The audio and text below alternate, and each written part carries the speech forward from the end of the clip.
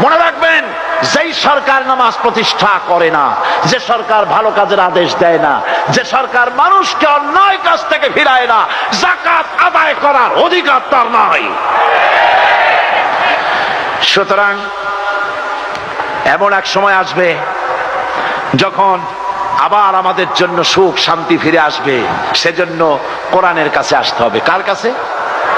এই কোরআন হলো সেই কোরআন। আমার নবী বলেছেন, মান ক্বালা বিহি সাদাকা। এই পল্টন ময়দানে উপস্থিত লক্ষ লক্ষ জনতার উদ্দেশ্যে রাসূলের হাদিস শোনাই, প্রাণ খুলে কান খুলে শুনুন। আমার নবী বলেন, কোরআন দিয়ে যারা কথা বলে ওরাই সত্য কথা বলে। সুবহানাল্লাহ।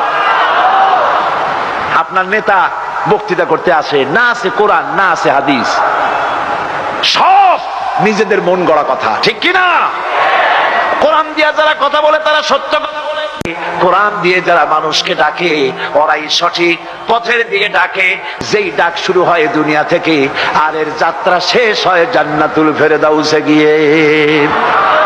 আখরাজাহু তিরমিজি, তিরমিজি শরীফের হাদিস এটি। সুতরাং ইন্নাদ-দীন ইনদাল্লাহিল ইসলাম। জীবন ব্যবস্থা কেবলমাত্র কোনটা? জোরে বলেন, কোনটা? এই ইসলামের আইনের সামনে মাথা নত করে দিতে হবে।